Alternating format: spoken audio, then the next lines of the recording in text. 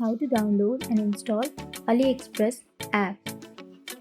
So if you want to download and install Aliexpress app, then first of all make sure you have a stable internet connection. Open up your Play Store application, and after opening your Play Store, on the upper side you will have a search bar. Simply tap on the search bar and then search for Aliexpress.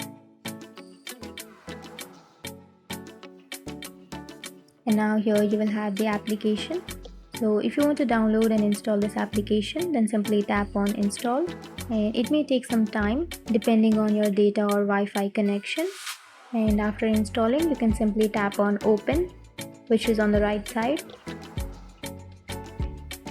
So you can simply choose your country and then you can create your account, or you can also log into your account. So that's it. That's how you download and install. And if you have any questions, feel free to comment below. Thanks for watching.